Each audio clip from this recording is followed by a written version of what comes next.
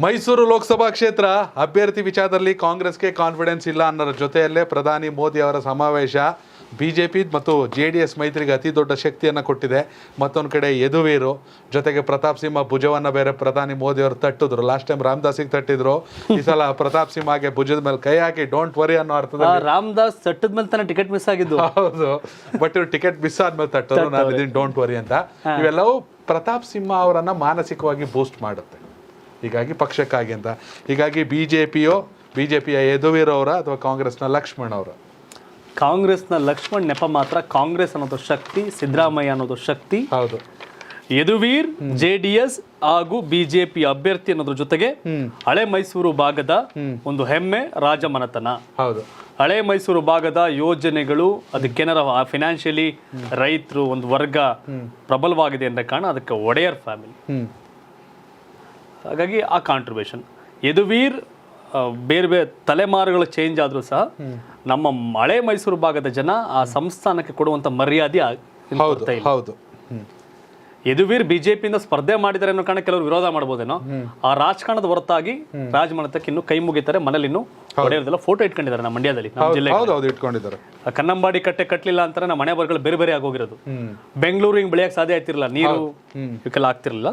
So ಯದುವೀರ್ಗೆ JDS ಬಿಜೆಪಿಯ ಪ್ರಾಮಾಣಿಕ ಪ್ರಯತ್ನ ಆಗ್ತದೆ. ವಿಶ್ವನಾಥ್ ಮುನ್ಸ್ಕೊಂಡಿದ್ರು, ಅವರು ಕೂಡ ಅಡ್ಜಸ್ಟ್ ಆಗಿ ಹೋಗ್ತಿದ್ದಾರೆ.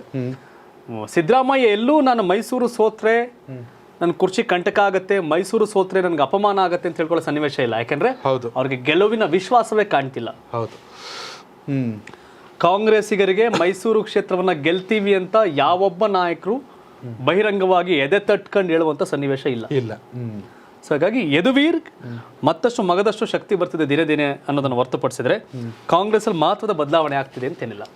ಲಕ್ಷ್ಮಣ್ ವಿಚಾರವಂತ, ವಿದ್ಯಾವಂತ, ಒಂದಷ್ಟು ಮಾತುಗಾರಿಕೆಯಲ್ಲಿ ವ್ಯತ್ಯಾಸಗಳಿದೆ ಅನ್ನೋದು ಹೊರತುಪಡಿಸಿದ್ರೆ ಹೌದು, ನಾನು ಮಂಡ್ಯ ಜಿಲ್ಲೆಯಲ್ಲಿ ಬಂದ್ಬಿಟ್ಟು ಚಂದನ್ಗೌಡ ಅಂತ ಯುವಕರು ಬರಬೇಕು ರಾಜಕಾರಣಕ್ಕೆ ಅಂತ ಹೇಳೋದ್ರ ಜೊತೆಗೆ ಐ ಅಗ್ರಿ, ಲಕ್ಷ್ಮಣ್ ವಿಷಯ ಇದೆ, ಲಕ್ಷ್ಮಣ್ ವಿಚಾರವಂತ. ಬಟ್ ಏನೋ ಪ್ರತಾಪ್ ಸಿಂಹ ವಿರುದ್ಧ ಪದ ಬಳಕೆ ಮಾಡಬೇಕಾದ್ರೆ ಒಂದು ಸ್ವಲ್ಪ ಆಚೆ ಗ್ರಾಮ ಪಂಚಾಯತಿ ಲೆವೆಲ್ ಬಳಸಿದ್ರು ಅನ್ನೋದು ಬಿಟ್ರೆ ಈ ಆಲ್ಸೋ ಗುಡ್ ಪರ್ಸನ್ ಲಕ್ಷ್ಮಣ್. ಹೌದು ಅಲ್ವಾ? ಆದ್ರೆ ಯದುವೀರ್ಗೆ ಸರಿಸಾಟಿಯಾದ ಅಭ್ಯರ್ಥಿ ಅಲ್ಲ.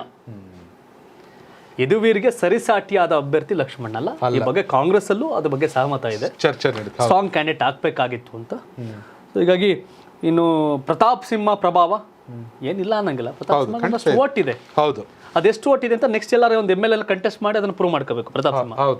ಪ್ರತಾಪ್ ಸಿಂಹ MP ಆಗಿದ್ದು ಪ್ರತಾಪ್ ಸಿಂಹ ಮತಗಳಿಂದಲ್ಲ, ಪ್ರತಾಪ್ ಸಿಂಹ MP ಆಗಿದ್ದು ಮೋದಿ ಮತಗಳಿಂದ, ಬಿಜೆಪಿ ಮತಗಳಿಂದ, ಹಿಂದುತ್ವದ ಮತಗಳಿಂದ, JDS ಓಟಿಂದ.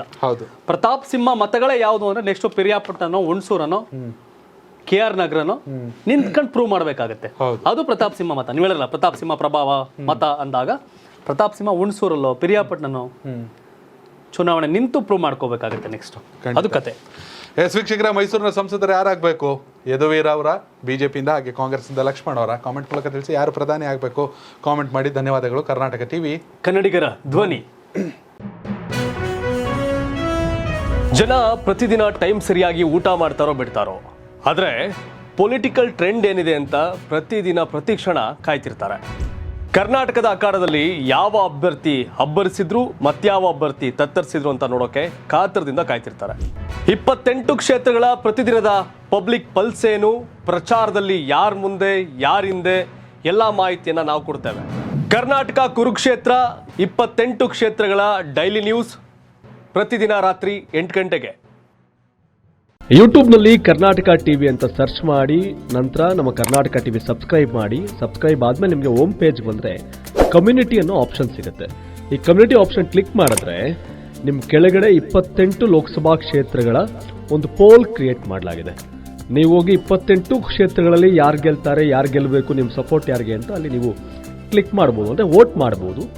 ಇಲ್ಲೇನು ವೋಟಿಂಗ್ ಆಗುತ್ತೆ ನಾವು ಪ್ರತಿದಿನ ನಾವು ನ್ಯೂಸಲ್ಲಿ ನಿಮಗೆ ಅಪ್ಡೇಟ್ ಮಾಡ್ತಿರ್ತೀವಿ. ಇದು ಮತದಾನದ ದಿನದವರೆಗೂ ಕೂಡ ಈ ಪೋಲಿಂಗ್ ಓಪನ್ ಇರುತ್ತೆ.